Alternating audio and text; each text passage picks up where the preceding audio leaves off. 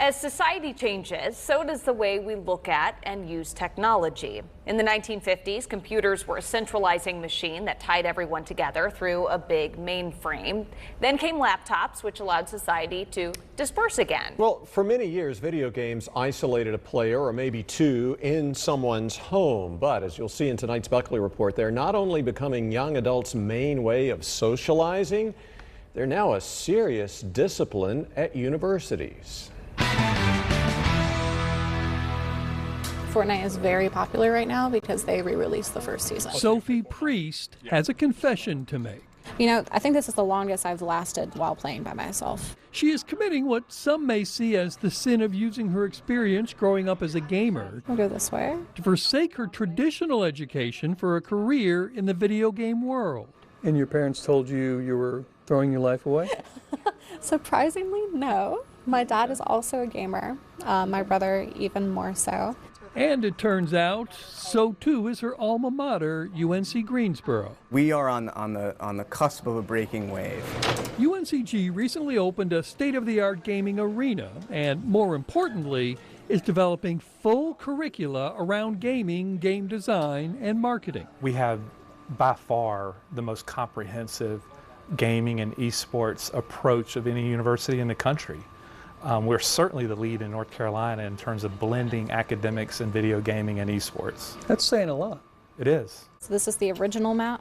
They're not playing They're hanging out here. because it turns out there is real money in the virtual world. How big a deal is this? So gaming and the esports industry are larger than film, television, and music combined. We're making more money than any of those things put together.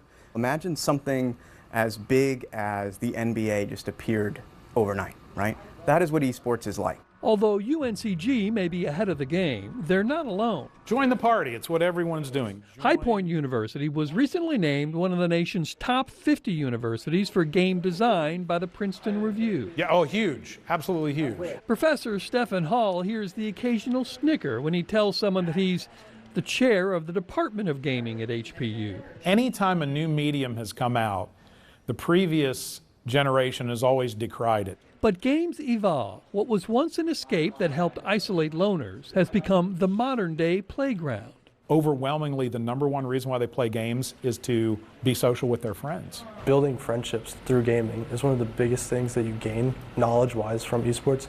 Your understanding for how to talk to people grows within esports. You're crushing it. More than that, games are, these professors say, today's way of fulfilling the human need to tell stories.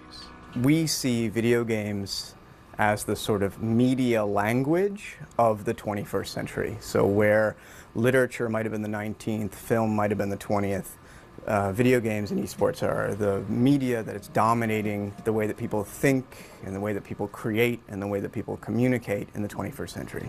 And UNCG believes it could bring the school its next national championship. Our Call of Duty team is top 0.5% in the world.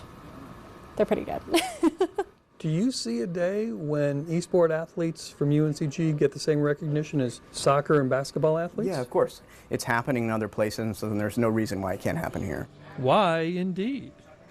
Bob Buckley, Fox 8 News.